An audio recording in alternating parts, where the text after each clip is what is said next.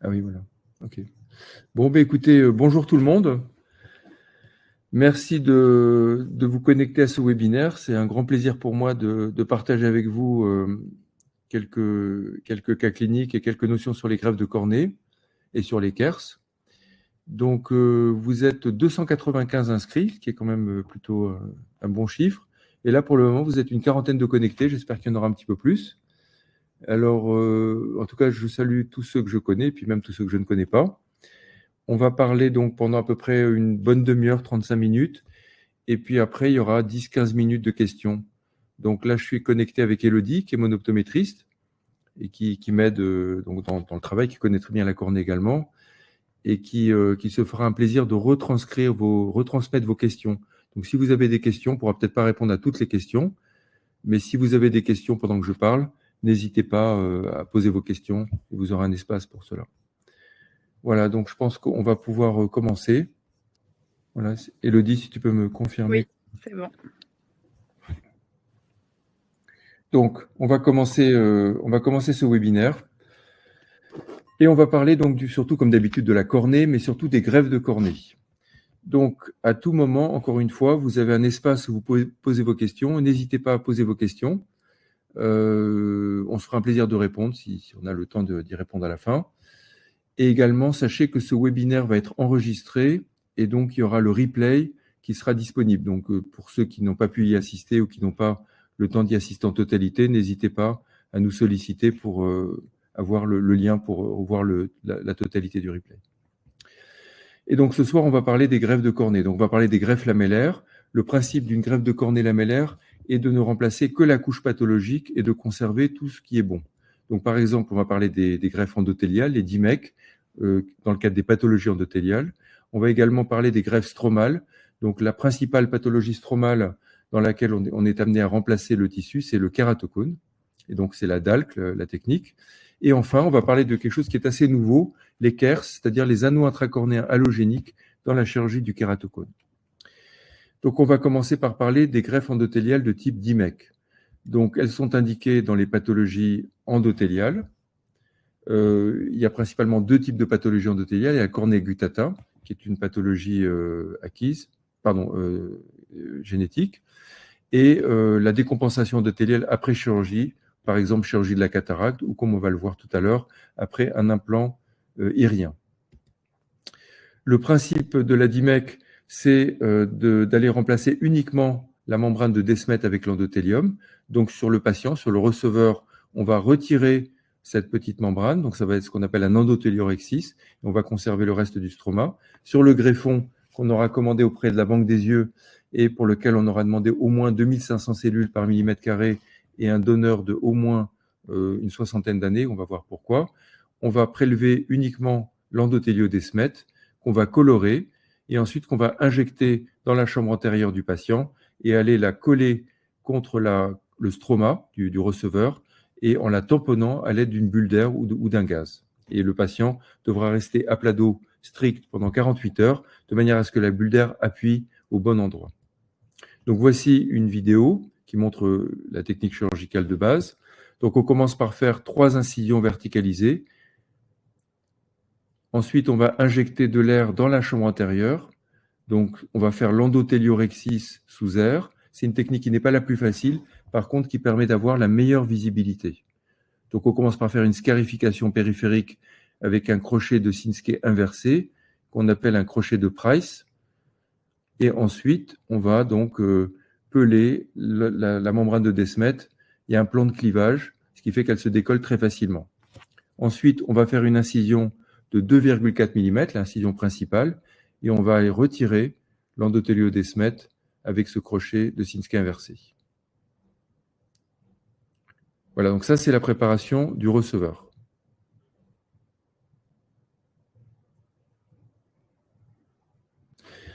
Ensuite, on va préparer le greffon. Donc, on met le greffon endothélium vers le haut. Avec un crochet de Sinskey, on va faire une scarification sur 360 degrés. Et on va utiliser le Vision Blue pour marquer toute la membrane de Descemet quand elle est décollée. Donc c'est un colorant qui ne marque pas la face endothéliale, mais qui marque la face stromale quand on a décollé. Quand on a bien décollé les bords du greffon sur 360 degrés, on va utiliser une pince plate, dite pince à Dimec, pour décoller la membrane de Descemet. Et on va utiliser un peu de produit viscoélastique pour protéger l'endothélium et replier la membrane de Descemet sur elle-même pour marquer avec une lettre asymétrique, un F, la face stromale. Donc on utilise un crochet de Sinskey pour faire cette petite lettre asymétrique, cette fois avec le bleu gentiane. Et ensuite on va trépaner à 8 mm, trépanation incomplète, pour uniquement prélever la membrane de Descemet. On va ensuite colorer ce greffon endothéliostromal avec du membrane blue, du bleu tripant, et on va l'aspirer dans une canule de Goeder qui est une canule en verre, avec une extrémité large qui sert à l'aspirer et une extrémité étroite qui servira à l'injecter dans la chambre antérieure. Et pourquoi est-ce qu'on utilise une canule en verre? Eh bien parce que les cellules endothéliales se trouvent sur l'extérieur du greffon, et il est important pour ne pas abîmer ces cellules endothéliales que la paroi de cette canule soit en verre, parce que le plastique abîmerait ces cellules endothéliales. Alors ensuite, on va voir donc comment ça se passe quand on injecte ce greffon dans l'œil. Donc on va injecter à travers cette incision de 2,4 mm le greffon. Et tout le but du jeu, on verra les manœuvres après, ça va être de le dérouler, de vérifier qu'il est bien à l'endroit, de le centrer. Et une fois qu'il est déroulé, centré et dans le bon sens, ça va être de le plaquer contre la cornée du receveur qui aura préalablement été débarrassé de l'endothélium pathologique. Donc de le plaquer à l'aide d'une bulle d'air ou d'une bulle de gaz. Donc un tamponnement. Voilà.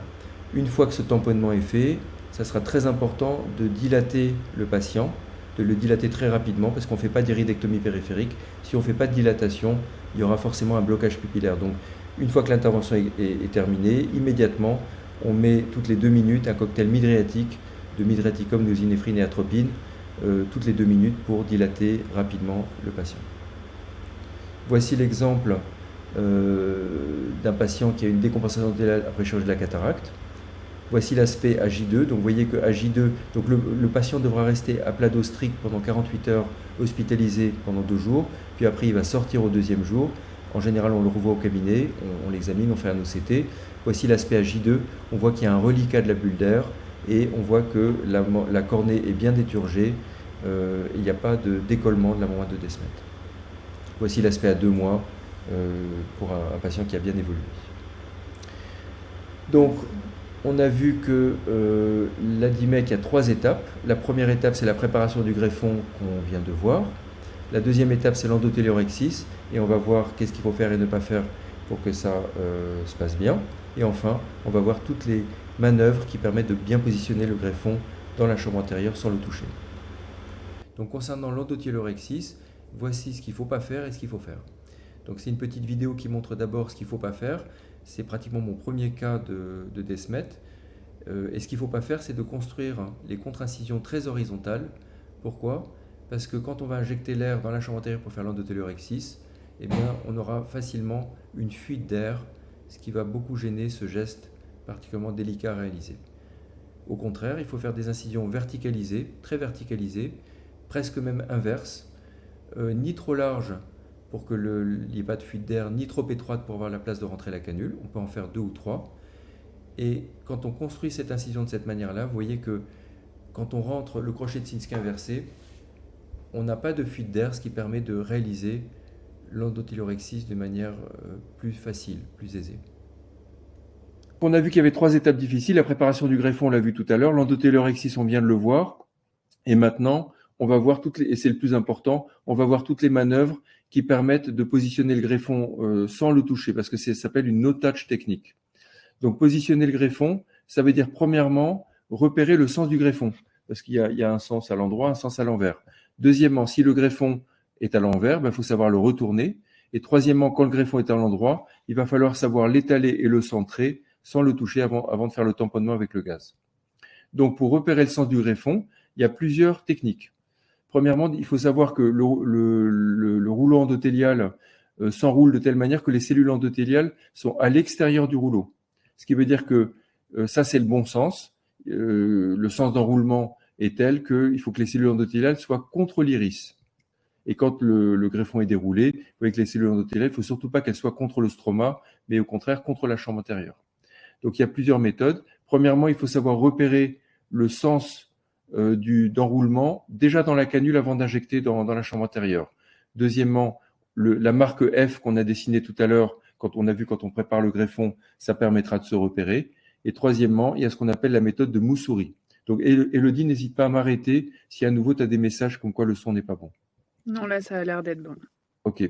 Donc là, c'est une petite vidéo qui permet de montrer ces différentes techniques. Alors déjà, le sens d'enroulement du greffon. Vous voyez que ici, dans la canule, on tourne la canule sous le microscope et on voit que le rabat de gauche est par-dessus le rabat de droite. Donc, ce qui veut dire que le greffon est dans ce sens-là. Et quand on va l'injecter dans la chambre antérieure, ben, on saura que ce rabat ici est par-dessus celui qui est à gauche. Voilà, donc déjà, ça c'est le plus important, c'est repérer le sens du greffon. Vous voyez, quand on l'injecte dans la chambre antérieure, on sait déjà qu'on va l'injecter comme ça et que le rabat qui est à gauche, c'est celui qui est par-dessus. Donc voilà, là on a injecté le greffon et on va chercher à le dérouler et on sait que là, on sait à peu près dans quel sens il va être. Ensuite, la marque qu'on a dessinée tout à l'heure, la marque asymétrique, un F, permet de se repérer. Quand on voit le F à l'endroit, là on le voit à l'endroit, ben, ça veut dire que le greffon est dans le bon sens. Là pareil, là on voit le greffon, pardon, le F qui est à l'envers, ça veut dire que le greffon est dans le mauvais sens. Là on voit à nouveau le F qui est à l'endroit et ça veut dire que le greffon est dans le bon sens. Alors là je vous livre des techniques. La manœuvre de Moussouris, on va introduire dans l'œil une petite canule ou un instrument et on va le positionner de cette manière par-dessus le greffon, mais aller sous un rouleau et voir si l'extrémité de la canule se colore en bleu. Si c'est le cas, ça veut dire que le greffon est dans le bon sens. Et dans ce cas, on peut continuer à le dérouler. Si c'est pas le cas, comme ici, vous voyez, on met le greffon, pardon, la canule par-dessus le greffon, et là, on voit qu'on n'arrive pas à voir l'extrémité bleue, tout simplement parce que le greffon est dans le mauvais sens, et dans ce cas, il va falloir le retourner. Donc, tout ce que je vous montre ici, c'est des choses qui ont surtout du sens quand on n'a pas d'OCT dans le microscope opératoire, parce que c'est mon cas, les 2 cliniques où j'opère à Paris, il n'y a malheureusement pas d'OCT dans le microscope, on se débrouille très bien, mais c'est sûr que quand on a la chance d'avoir un OCT dans le microscope opératoire, on peut pratiquement se débrouiller sans ces méthodes. Ensuite, une fois qu'on a repéré le sens du greffon, si le greffon est à l'envers, il va falloir savoir le retourner. Alors là, c'est assez simple. On va voir comment on fait. L'idée, en fait, c'est d'aller injecter sur le greffon du BSS sous très forte pression, mais d'une manière très brève. Faire comme une petite claque sur le greffon à l'aide d'un jet de BSS. Vous voyez, on injecte. C'est à peine, c'est très subtil. Hein. Vous voyez, là, le greffon est à l'envers. Donc, on va introduire la canule dans la chambre antérieure et c'est très subtil. On injecte de l'air sous forte pression, mais d'une manière extrêmement brève, et ça permet de retourner d'un seul coup le greffon. Voilà. Ensuite, quand le greffon est dans le bon sens, il va falloir savoir l'étaler sans le toucher. Alors là, il y a plusieurs méthodes. Premièrement, faire varier la pression dans la chambre antérieure. Quand on gonfle la chambre antérieure, quand on remplit la chambre antérieure, le greffon va s'enrouler, et quand au contraire, on va vider la chambre antérieure, le greffon va s'étaler. Ensuite, tapoter sur la cornée. Donc ça marche quand la chambre est hypotone, quand la chambre est vidée. On tape sur la cornée et ça va tout simplement dérouler le greffon. La manœuvre des Diriss Hammer, on va voir tout à l'heure ce qu'on utilise le plus couramment. C'est une technique qui consiste à aplatir sur l'iris contre le plan iridocristallinien la partie qui est déroulée et avec la canule, c'est une manœuvre à 2 instruments, avec l'autre instrument, on va chercher à tapoter pour dérouler la partie qui est enroulée. La manœuvre de Dapena, on va voir ce que c'est quand on a un œil AFAC ou vitrectomisé, et avec 2 canules pareil. Donc, voici les différentes méthodes. Alors, faire varier la pression dans la chambre antérieure, vous voyez que quand on vide la chambre, ça se remplit, ça s'ouvre. Quand on remplit la chambre, le greffon s'ouvre. Voilà. On remplit la chambre, le greffon, etc.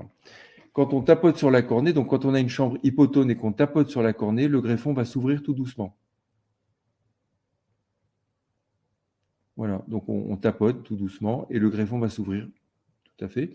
La manœuvre d'Iris Hammer, c'est le plus important.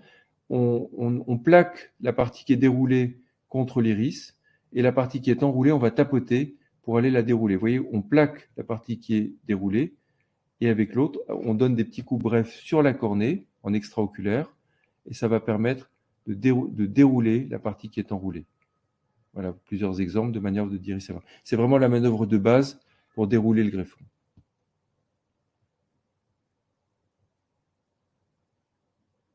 La méthode avec 2 canules. Donc ça, c'est quand on n'a pas... Alors j'arrête un peu la vidéo.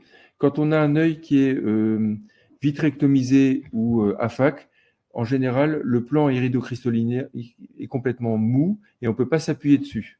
Donc du coup, là, on utilise une méthode avec 2 canules. On va rentrer les 2 canules à l'intérieur du greffon. Je vous rappelle qu'à l'intérieur, il n'y a pas de cellules. Les cellules sont à l'extérieur. Donc on ne risque pas d'abîmer les cellules. Et avec les 2 canules, on va écarter et tout simplement étaler le greffon, à condition vraiment d'être dans le rouleau. Ensuite, il y a la manœuvre de Dapena, qui consiste à injecter une petite bulle d'air par-dessus le greffon, une toute petite bulle d'air, et on va se servir de cette bulle d'air comme d'un instrument pour dérouler les bords du greffon, un peu comme un rouleau à pâtisserie. Donc ça, c'est pareil, c'est une méthode qu'on utilise surtout quand on a un œil vitrectomisé, ou bien aussi quand on a des greffons provenant de donneurs très jeunes, parce que malheureusement, quand le donneur est trop jeune, le greffon a tendance à s'enrouler, à faire un rouleau très serré, et c'est très difficile à desserrer, et à ce moment-là, la manœuvre de Dapena peut être utile. Ensuite, on va utiliser... Alors là, maintenant, on va voir quand on opère la DIMEC et cataracte. Je vous recommande pour les débutants de faire la DIMEC seule. Si vous devez opérer DIMEC et cataracte, si vous êtes débutant, je vous conseille d'opérer la cataracte d'abord, et ensuite de ne faire que la DIMEC. Mais quand on a un peu plus d'expérience, on peut très bien faire les deux en même temps. Ça économise une chirurgie pour le patient. Et il y a quelques petits trucs et astuces. Donc, premièrement, il faut dilater modérément parce que la cataracte se fait dilater, mais après la DIMEC se fera pupille resserrée. Donc, il ne faut pas trop dilater. Deuxièmement, on fait les contre-incisions comme on a vu tout à l'heure. On va faire un petit rexis, pas trop grand, pour éviter que l'implant ne se luxe dans la chambre antérieure, parce que ça viendrait abîmer le greffon endothélial. Ensuite, la phaco est assez standard. Et on injecte l'implant. Donc là, il n'y a pas de particularité par rapport à une chirurgie de la cataracte normale. Une fois que l'implant est dans le sac, on ne va pas enlever le visqueux. On va faire l'endothéliorexis sous visqueux. Alors non pas sous air, mais sous visqueux. Donc d'un côté, on voit moins bien que sous air, mais d'un autre côté, c'est plus facile parce que le visqueux ne sort pas de la chambre antérieure. Donc on fait exactement le même geste, mais sous produit viscoélastique. Une fois que l'endothéliorexis est fait, on va aspirer soigneusement le produit viscoélastique. Donc là, il faut vraiment passer beaucoup de temps à le faire. Il faut passer 3 ou 4 fois plus de temps que d'habitude. Il ne faut pas être pressé, parce que s'il reste un peu de produit viscoélastique, ça empêchera le greffon d'adhérer. Et ensuite, on termine la DIMEC en injectant le greffon comme on l'a montré tout à l'heure. Voilà, on déroule le greffon et ensuite on va tamponner avec une petite bulle d'air. Puis après, le patient sera dilaté de manière très rapide et restera en position assise pendant 48 heures à plateau strict. Voici, alors maintenant, quand on a, ça c'est des DIMEC difficiles. Quand on a des yeux AFAC ou vitrectomisés, alors j'arrête un petit peu, c'est des yeux compliqués parce qu'on n'a pas de plan pour s'appuyer. Donc c'est là qu'on utilise des méthodes avec 2 canules ou de Dapena. Donc on injecte le greffon. Et on va par exemple ici utiliser une technique avec 2 canules. Donc vous voyez qu'on écarte, mais là malheureusement le greffon est à l'envers. Donc il va falloir, on enlève les canules, on va retourner le greffon pour le remettre à l'endroit. Voilà, comme on l'a vu tout à l'heure, avec une petite pichenette en injectant de l'eau sous forte pression. Et ensuite, toujours avec les 2 canules, on va écarter les canules pour étaler le greffon qui cette fois est à l'endroit. Il n'y a pas de problème de son là cette fois? Non, non, ça a l'air d'être bon. Voilà, donc on écarte. Et ensuite, on peut utiliser la manœuvre de Dapena qui consiste à mettre par-dessus le greffon une petite bulle d'air. La petite bulle d'air va servir à étaler, on se sert de la bulle d'air comme un instrument, pour étaler les bords du greffon. Et une fois que les bords du greffon sont bien étalés, on va aspirer cette petite bulle d'air pour ensuite venir injecter de l'air sous le greffon pour tamponner et l'opération est terminée.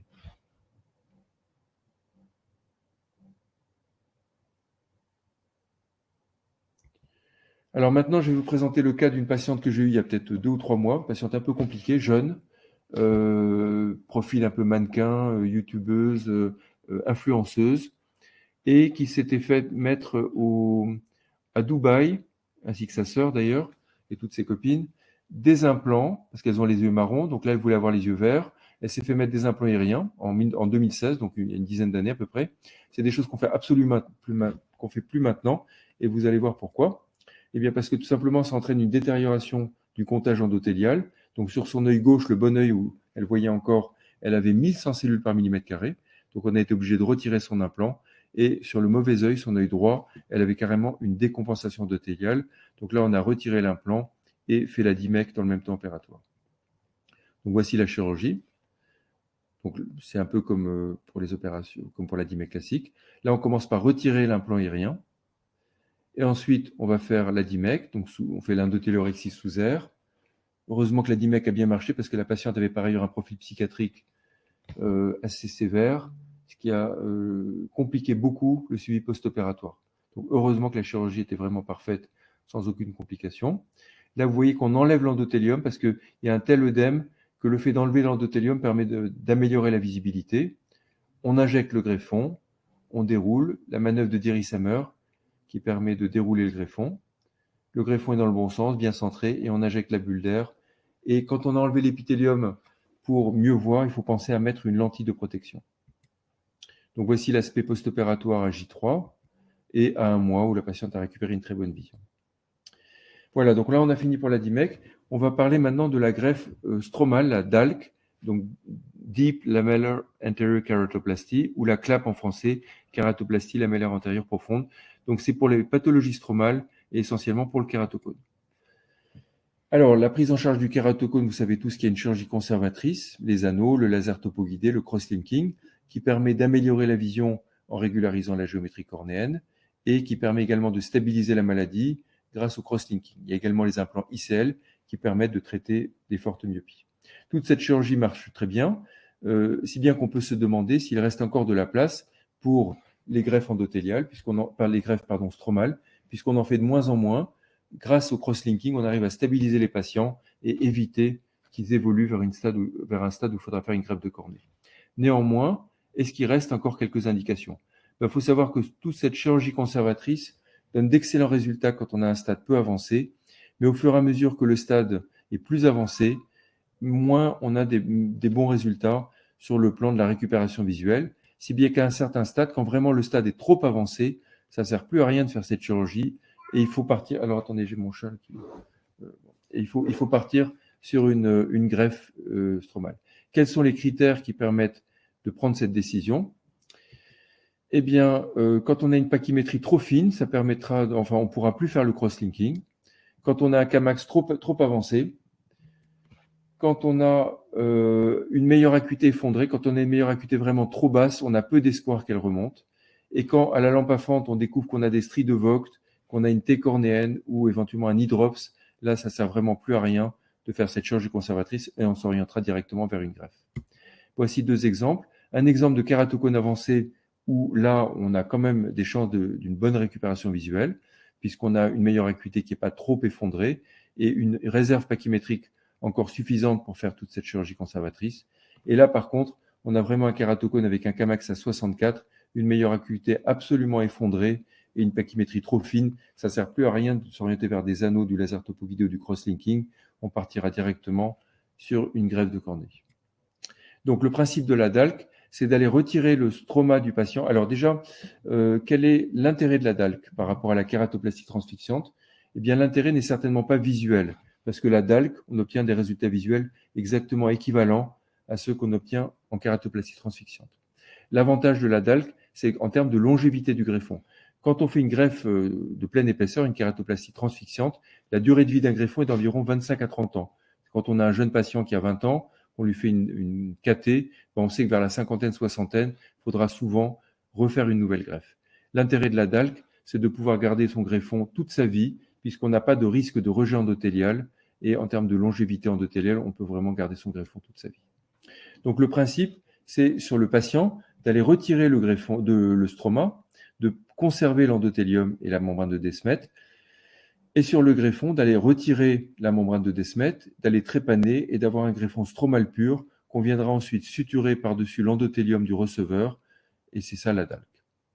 Alors, on utilise la technique de la Big Bubble. Donc, on commence par injecter dans la chambre antérieure des petites bulles d'air. Ces petites bulles d'air permettront de voir qu'est-ce qu'on fait, parce que quand on fait la Big Bubble, on a parfois un emphysème qui empêche de voir ce qu'on fait. Donc, pour faire la Big Bubble, on va utiliser une canule de Fontana. C'est une canule à bout mousse qu'on va introduire entre le stroma et la membrane de Descemet. Et ensuite, on va injecter de l'air sous forte pression pour aller faire une aérodissection de la membrane de Descemet. Et quand on a cette Big Bubble, vous voyez que ça fait bomber vers l'arrière la membrane de Descemet, ce qui repousse en périphérie les petites bulles qu'on aura préalablement mis dans la chambre antérieure. Donc voici à quoi ça ressemble. On commence par faire une pré-trépanation incomplète, il ne faut surtout pas perforer. Donc on utilise la carte pachymétrique pour se repérer. Ensuite, à l'aide d'un couteau crescent, on va initier le tunnel. Il ne faut surtout pas perforer. Voilà. On utilise la canule de Fontana qui a un petit orifice en dessous et qu'on introduit au-dessus de la membrane de Descemet. Et ensuite, on va injecter de l'air sous forte pression. Et vous voyez que les petites bulles qu'on avait mises dans la chambre antérieure partent en périphérie, ce qui permet d'affirmer qu'on a bien cette Big Bubble. Ensuite, on va aller enlever le gros du stroma cornéen à l'aide d'un couteau de crescent. Et ensuite, on va aller perforer la bulle à l'aide d'un couteau 30 degrés et ouvrir cette bulle sans perforer la membrane de Descemet. Donc, c'est des ciseaux spéciaux pour la greffe, des ciseaux de Cabizon. Et ensuite, on va utiliser un instrument mousse pour aller délaminer en périphérie jusqu'à l'anneau limitant. Il faut bien s'assurer que la Big Bubble, l'aérodissection, a bien été jusqu'à l'anneau limitant, parce que sinon on risque de couper et de perforer la membrane de Descemet. Ensuite, à l'aide de ciseaux spéciaux, on va enlever les 4 cadrans du stroma qui reste. Et vous voyez, on a les bulles d'air qui sont retenues par la membrane de Descemet. On va ensuite préparer le greffon. Donc, on pèle la membrane de Descemet un peu comme on le fait pour une Dimec, sauf que là, c'est le stroma qu'on va garder. On va trépaner à 8,25, le même diamètre que pour le receveur. Et on va aller sécher le greffon stromal pur, qu'on va ensuite positionner par-dessus la Descemet du receveur. Donc, on va prendre également le soin de bien rincer le produit viscoélastique, de bien sécher, et ensuite de positionner ce greffon stromal par-dessus la Descemet. Ensuite, on va suturer. Donc, il y a plein de méthodes pour suturer. Moi, j'utilise une technique où je combine 6 points séparés. Donc, les points, on va les mettre sur les marques qu'on aura faites avant de trépaner, avec un marqueur spécial à 6 branches. On commence par faire donc 6 points séparés, avec du monofil 10-0.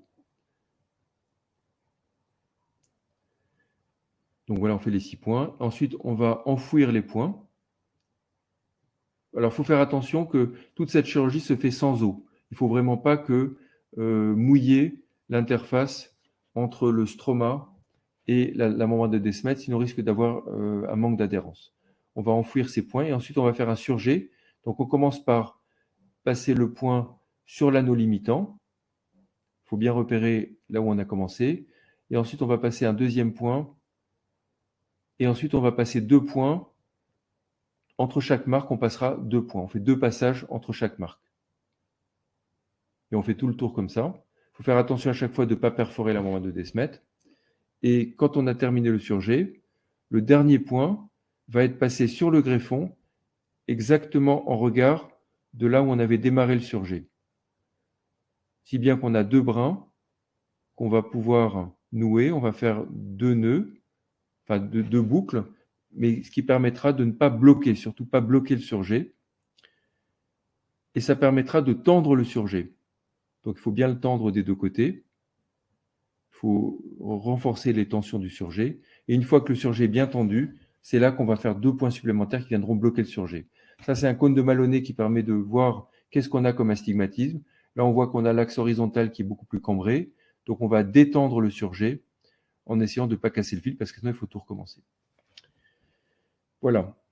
Alors, voilà ce que alors, on n'a pas le temps dans ce webinaire d'examiner tous les problèmes qu'on peut avoir. Ici, c'est juste un exemple. Quand on a une Big Bubble incomplète, vous voyez qu'on a bien la Big Bubble, mais elle est incomplète. Donc, dans ce cas-là, on va aller retirer le stroma. On va perforer la Big Bubble. Et on va être obligé de délaminer avec l'instrument mousse dont on a parlé tout à l'heure sur 360 degrés.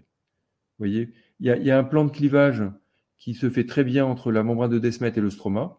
Mais il faut vraiment prendre son temps parce que sinon, c'est une bonne occasion d'aller perforer. La Descemet est très fragile, hein, c'est fragile comme du papier à cigarette, donc il faut vraiment manipuler extrêmement délicatement parce que si on perfore, ben après on est obligé de convertir en greffe transfixiante, ce qui est dommage, surtout si on a un patient très jeune.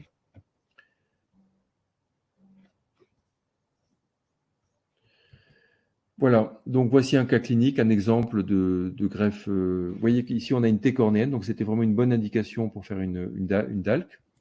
Voilà le type de résultat qu'on obtient. Là, on a plutôt un bon résultat, on n'a pas trop d'astigmatisme. Et il ne faut pas vendre aux patients une DALC avec du 10 dixième sans correction. C'est rarement ça peut arriver, mais c'est rarement le cas. Souvent, la meilleure acuité après une DALC, c'est autour de entre 6 et 8 dixièmes et avec une réfraction qui est rarement parfaite. Mais après, il y a une réhabilitation visuelle après la greffe qui peut se faire avec des lentilles ou avec d'autres chirurgies. Voilà, maintenant on a fini pour les greffes de cornée.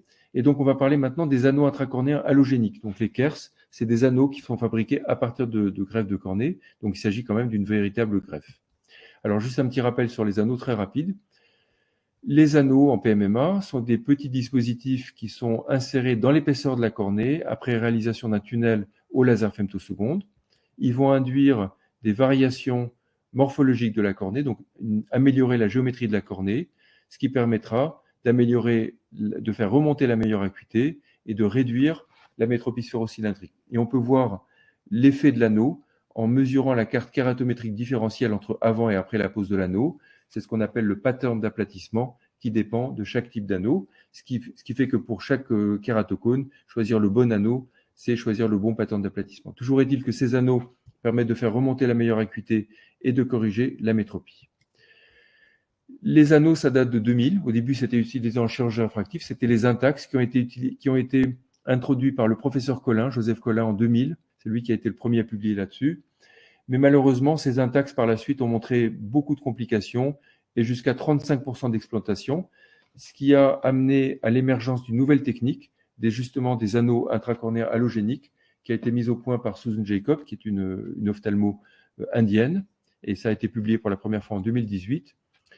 Et par la suite, différentes techniques se sont affinées. Ces anneaux allogéniques donc, sont préparés à partir de greffons.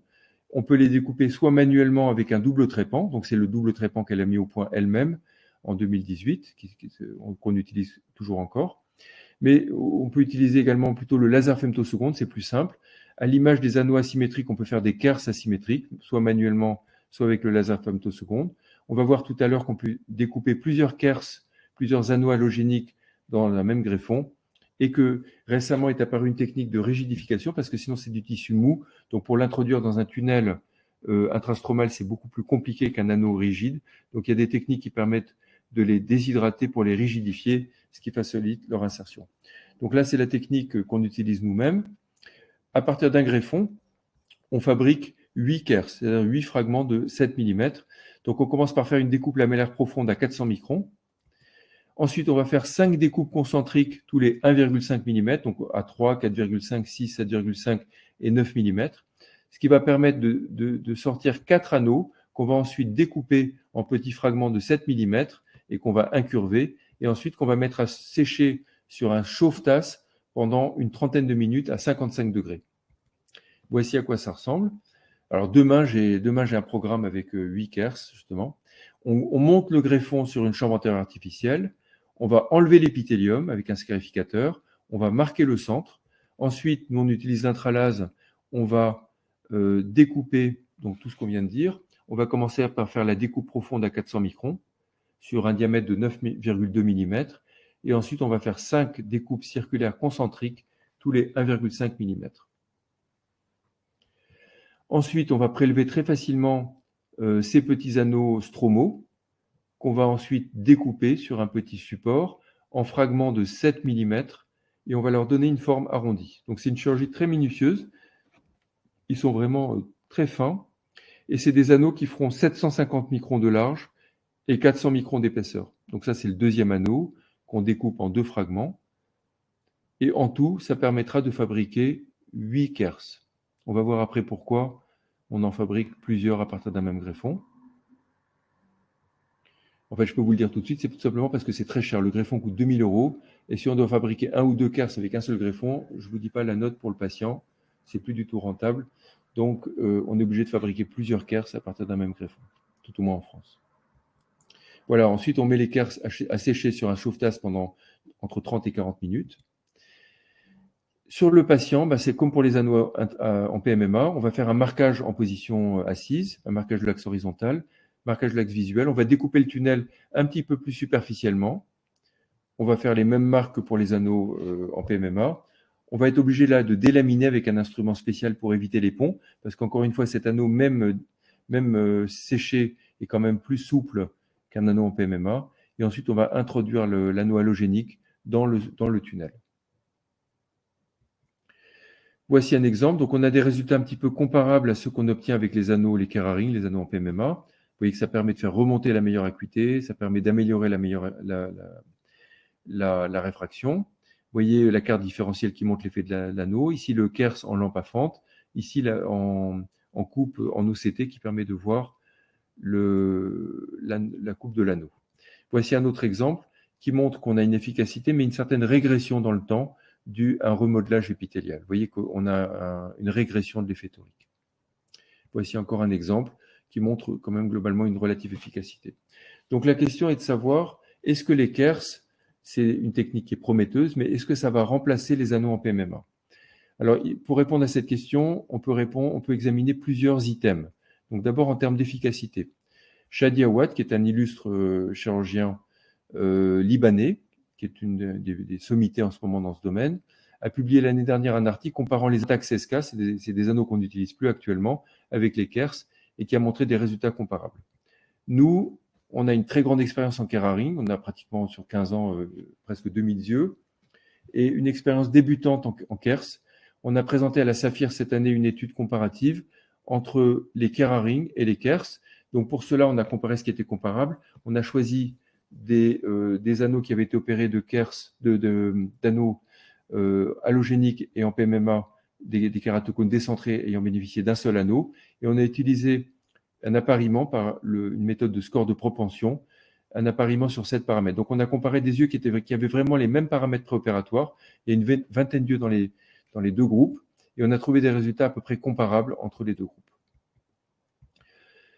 En termes de prédictibilité, eh bien, la prédictibilité dépend beaucoup de la géométrie de l'anneau. Pour l'anneau en PMMA, le Keraring, la géométrie est extrêmement précise et reproductible, donc ce qui donne des résultats assez prédictibles, qu'on connaît bien.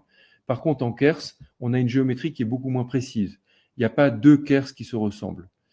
La géométrie varie en fonction de l'état d'hydratation, en fonction de la méthode de découpe.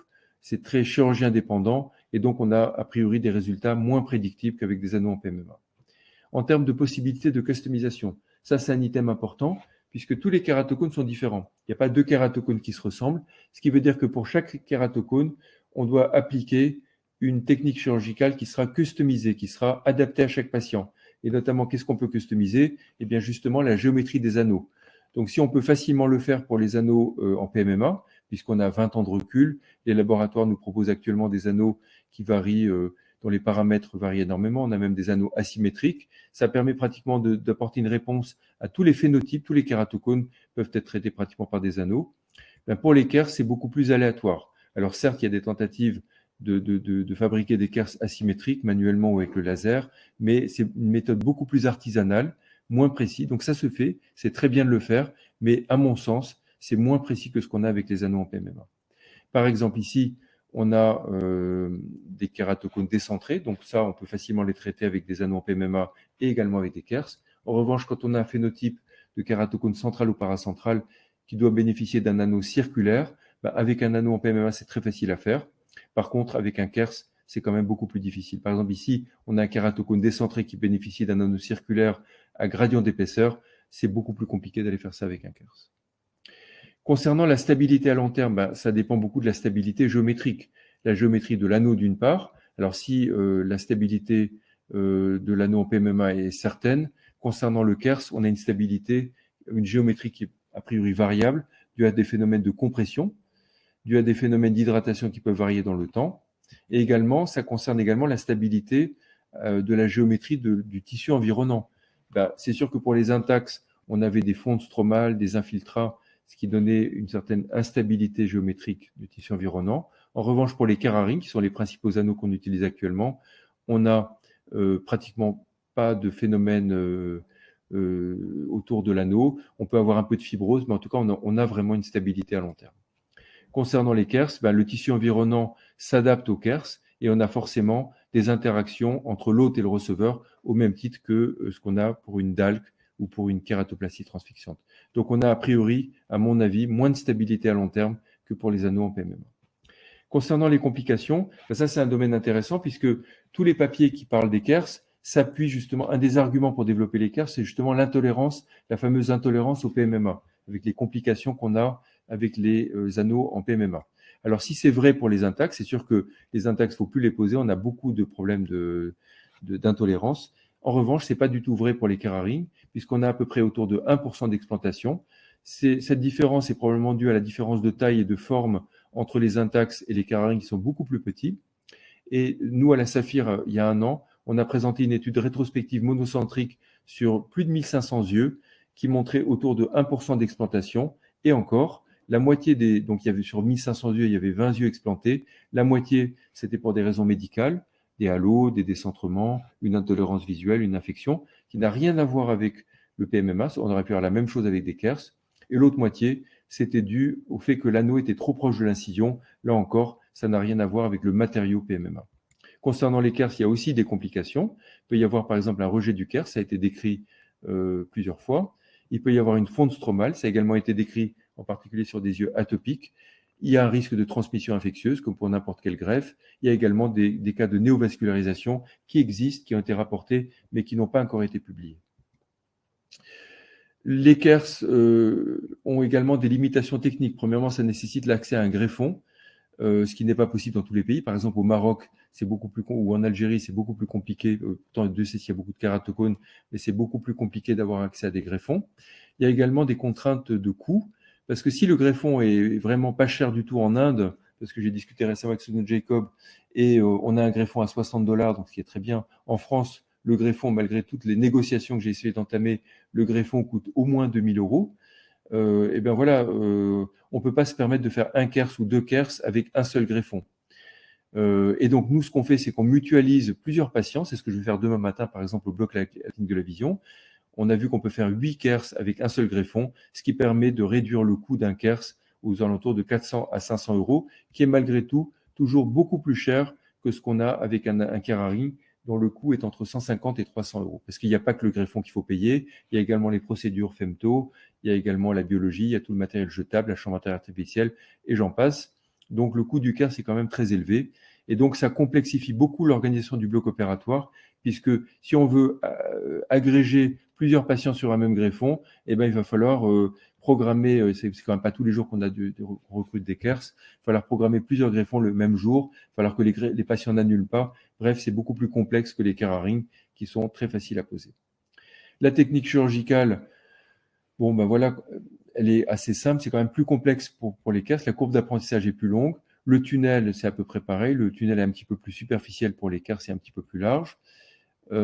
Concernant les Kers, il faut savoir également qu'on a une délamination qui est nécessaire, on n'a pas besoin de le faire pour les Kerr-Haring, donc ça rajoute un petit peu de temps opératoire. La préparation des Kers, évidemment, prend à peu près 35 à 40 minutes, enfin, je dirais même 1 heure quand on a l'habitude d'en faire, donc ça prend également du temps.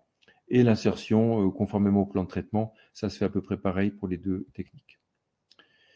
Mais néanmoins, voilà, quand on veut mettre des Kerr-Haring, c'est très facile. Donc, pour ceux qui sont inexpérimentés, je vous invite vraiment. Alors, apprenez les Kers si vous voulez. C'est une technique qui est absolument passionnante et très innovante. Mais excusez-moi, c'est quand même s'embêter pour pas grand-chose quand on sait que les anneaux en PMMA de type Kerr-Haring, attention, pas Intacs, mais marchent très bien et sont très faciles à utiliser. Donc, en conclusion, est-ce que les Kers vont remplacer les anneaux en PMMA? La réponse est très simple. Il y a deux catégories de chirurgiens. Il y a les chirurgiens qui adhèrent aux Kers et ceux qui adhèrent moins. Donc, ceux qui adhèrent, eh bien, c'est les utilisateurs d'Intacs. Bon, ceux qui ont l'expérience des Intacs sont évidemment très déçus par les Intacs et il y a de quoi. Donc, ceux-là vont facilement se tourner vers les Kers. Ils sont très déçus par le PMMA en général. Il y a également tous les chirurgiens qui sont débutants, qui n'ont aucune expérience ni des Intacs, ni des Keraring. Et ceux-là, à force de leur rabâcher que le PMMA est mauvais dans la cornée, vont facilement se tourner vers les KERS. Donc, tous ceux-là seront assez attirés par les KERS. Et quand on voit dans les littératures ceux qui publient beaucoup sur les KERS, c'est des chirurgiens qui remplissent un petit peu ces critères-là. En revanche, les utilisateurs de Keraring, dont je fais partie, mais il y en a d'autres, des gens qui sont très expérimentés en Keraring, en général, sont moins portés sur les KERS. Pourquoi? Parce qu'ils sont tellement contents avec les Keraring. C'est une méthode qui est sécurisée, qui marche bien, qui est prédictible, qui est customisable. Pourquoi aller s'embêter avec une nouvelle technique puisque on est très content avec ce qu'on a? Bon, moi, je fais pas mal de KERS parce que dans les congrès, on parle beaucoup de KERS et je voudrais absolument faire partie des débats et au moins me faire ma propre idée sur cette technique. Mais voilà, c'est en gros le tableau. Je pense que les KERS sont très bien. Il y a vraiment des gros avantages avec les KERS. C'est une technique extrêmement innovante. Les gens qui les ont développés sont particulièrement dynamiques et intéressants. Mais néanmoins, on a vu qu'il y a quand même quelques inconvénients. Pour moi, qui suis très porté sur les anneaux en PMMA, je pense que les KERS ont malgré tout une place dans l'arsenal thérapeutique, notamment pour les kératocones avancés. Pourquoi? Parce que les KERS génèrent a priori moins de halo et d'éblouissement que les anneaux en PMMA quand on a des larges pupilles. Et donc, l'avantage des KERS, c'est qu'on peut les implanter plus superficiellement et sur des plus petites zones optiques, ce qui permet d'accentuer leur effet de régularisation. Et donc, ils sont, à mon avis, intéressants là où les anneaux en PMMA ne peuvent plus aller, c'est-à-dire pour des kératocones très avancés. Voilà, donc là, on a fini sur les KERS, on a fini globalement. On va juste récapituler rapidement ce qu'on a vu, et j'espère que maintenant on m'entend mieux. J'espère que voilà, il y a un problème technique. Donc, on a parlé des greffes lamellaires, des greffes endothéliales indiquées dans les décompensations endothéliales, des greffes stromales indiquées surtout pour le kératocone, et des anneaux de type KERS. On a vu que l'orientation du rouleau endothélial, on a vu les techniques pour repérer le sens du greffon, on a vu les techniques pour retourner le greffon et pour positionner le greffon, ce qui est quand même quelque chose d'assez difficile. Donc, la courbe d'apprentissage est assez longue, on ne va pas revenir dessus. Concernant, on a vu la DIMEC et la cataracte, on a vu quelques trucs et astuces quand on a un petit peu d'expérience. Les cas particuliers des yeux à fac. Concernant la DALC, on a vu qu'il y a encore une place, même si elle se réduit de plus en plus, notamment pour des kératocones vraiment très avancés où la chirurgie conservatrice n'a plus prise. On a vu la technique de la Big Bubble, on a vu un petit peu les sutures avec les différentes techniques de suture. Et concernant les anneaux halogéniques, on a vu que c'est quand même une technique malgré tout innovante, prometteuse, que a priori, enfin en tout cas pour les gens qui ont l'expérience des Keraring, elle ne va pas remplacer ces anneaux en PMMA, mais elle a tout à fait sa place dans l'arsenal thérapeutique et vient compléter l'arsenal thérapeutique existant, notamment pour les kératocones avancés. Voilà, je vous remercie pour votre attention. Et donc là maintenant, Élodie, parce qu'on a quand même perdu un petit peu de temps et j'en suis désolé. Donc, est-ce qu'il y a des questions? Alors déjà, est-ce que maintenant le son est mieux passé après? Il n'y a pas eu de commentaires en tout cas. Bon, donc j'imagine que c'est Il bien. y a quelques questions. Oui. Alors, pour la DALC, comment s'assurer d'enlever la couche de DUA? Alors, la DALC, il y a la DALC de type 1, enfin la DALC de type 1 et de type 2. L'idéal, c'est la membrane de DUA, en fait, c'est la membrane qui est au-dessus de la membrane de Descemet. Quand la plupart du temps, quand on fait une DALC, on introduit la canule, l'aérodissection se fait au-dessus de la membrane de DUA. Donc, ce qu'on décolle, c'est la membrane de DUA avec la membrane de Descemet. Il arrive pas, donc, mais ça, c'est difficile de l'organiser. Et on a une bulle qui se fait d'une manière centrifuge. Quand on a une Big Bubble de type 2, c'est-à-dire que la canule s'introduit entre la membrane de DUA et la membrane de Descemet, la bulle va d'une manière de la périphérie vers le centre, et à ce moment-là, on a une membrane de Descemet qui est beaucoup plus fragile, et parfois on arrive à rompre cette membrane de Descemet. Et donc, mais le plus souvent, on a quand même la membrane de DUA est intégrée avec la membrane de Descemet. En cas de microperforation, est-ce qu'on peut continuer la DALC? Alors, en cas de microperforation, oui, surtout si la microperforation est supérieure, pardon. Pourquoi? Parce que il faut faire attention, bien sûr, que la suite de la chirurgie est beaucoup plus compliquée, mais ça m'est arrivé plusieurs fois. Et donc, l'enjeu, surtout si on a un très jeune patient, l'enjeu endothélial est très important. Donc, il faut absolument tout faire pour réussir la DALC. Si on a une microperforation, Après, ça dépend de la configuration, mais il faut tout faire pour qu'elle ne s'élargisse pas. Et c'est de meilleur pronostic si la microperforation est supérieure. Parce que si elle est inférieure, le tamponnement avec l'air, oui, parce que j'ai pas dit, mais le tamponnement avec l'air, on met de l'air à la fin de l'opération, aura plus de mal à tamponner une microperforation inférieure que supérieure. Est-ce que le diamètre du greffon et du receveur en cas de DALC sont les mêmes? Oui. Alors, quand on fait une cathé, on prend un greffon qui est un tout petit peu supérieur. Moi, je prends 8,25 pour le patient, pour le receveur, et 8,50 pour la cathé, pour la greffe transfixiante, un tout petit peu plus.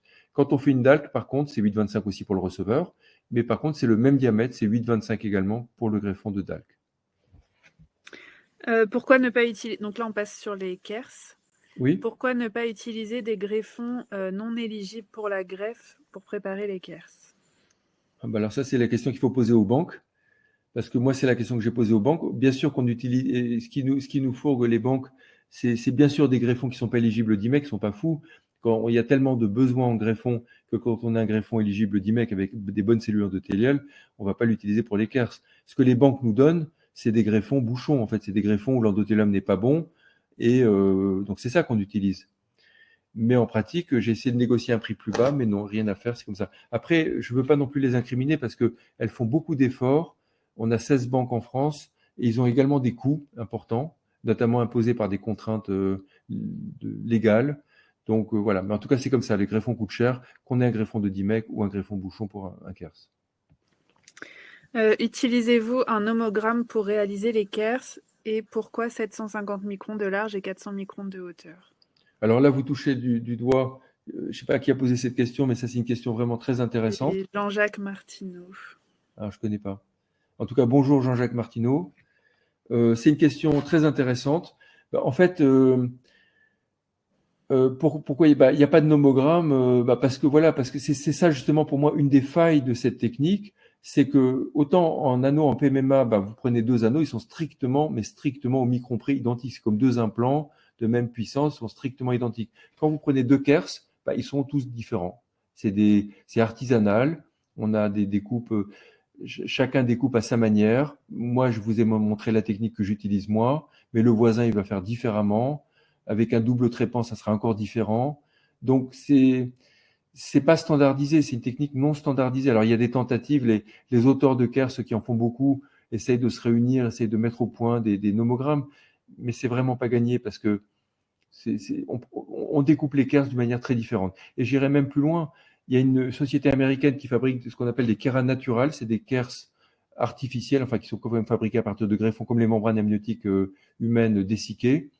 Mais c'est pareil, même moi je n'utilise pas, mais Adèle Barbara, là où il y avait un congrès du kératocone mondial qui en a parlé, qui utilise ça en Israël, et il n'y a pas deux kéras naturales qui se ressemblent.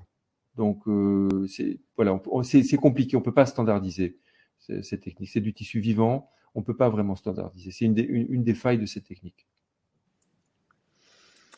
Voilà. Quelle largeur de tunnel utiliser pour introduire le KERS? Alors, et quelle zone du coup?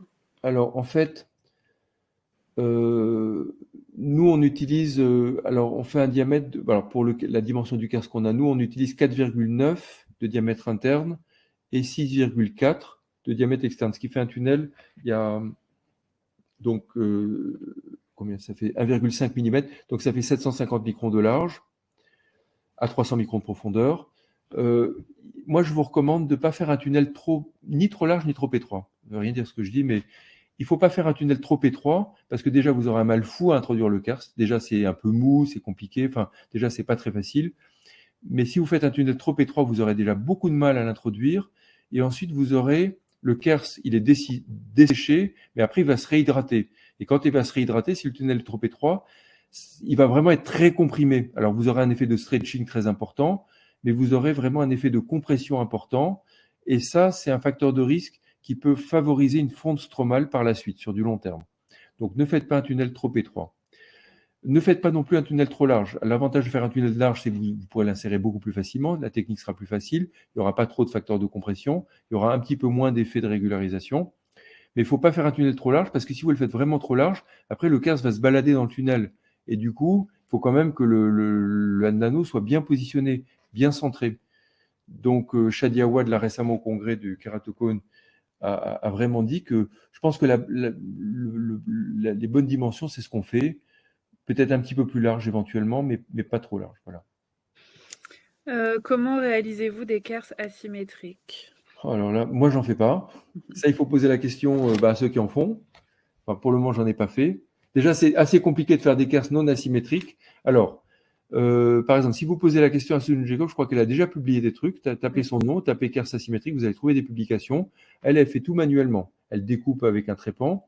Et après, tout simplement, elle utilise un couteau. Hein. C'est aussi simple que ça, un couteau 30 degrés ou 45 degrés. Et sur un plan de travail, elle découpe. C'est vraiment très imprécis. Alors, ça a le mérite d'être fait. C'est une femme absolument remarquable. Mais voilà, c'est comme ça qu'on les fait. C'est tout simplement on découpe, c'est de la découpe avec des couteaux. Au laser femtoseconde, c'est plus difficile. Alors nous, on utilise l'intralase. Là, il faut pouvoir rentrer dans le logiciel. C'est assez une histoire de contact avec le labo et la programmation du laser, les algorithmes. Beaucoup de gens font des kers avec il y en a qui font des kers avec le laser de Halcon. Après, chaque plateforme a ses nomogrammes et ses protocoles de découpe. Donc là, c'est plus avec le laboratoire qu'il faut voir ça. Mais en tout cas, moi, j'en fais pas personnellement. Ensuite, peut-on faire une DALC sur opacité post-abcès centrale large? Oui, tout à fait. La DALC là, j'ai parlé du kératocone. La DALC, donc c'est la greffe stromale. La DALC est indiquée pour toutes les pathologies stromales. Donc, il n'y a pas que le kératocone, c'est la principale, mais il y a d'autres pathologies, et notamment quand on a des abcès, des cicatrices stromales, mais à condition d'avoir un endothélium sain, et ça, il faut le mesurer avec un spéculaire avant de faire l'opération. Eh bien, oui, il y a une indication de faire une DALC. Par contre, il faut savoir que quand on a une cicatrice post-inflammation ou post-infection, on peut avoir une membrane de Descemet qui sera peut-être plus adhérente au stroma et une technique chirurgicale un petit peu plus difficile à réaliser. Donc, surtout si c'est un patient très jeune, il y a tout à fait, d'ailleurs j'en ai déjà fait, c'est pas l'indication la plus fréquente, mais on peut tout à fait le faire. Voilà, il n'y a pas d'autres questions pour le moment. Bon, bah écoutez, je pense que là, ça fait longtemps qu'on est là-dessus, ça fait 1h10, on était parti pour 3/4 d'heure, donc je suis vraiment désolé pour le retard. Bah écoutez, j'espère que vous êtes contents, que ça vous a plu.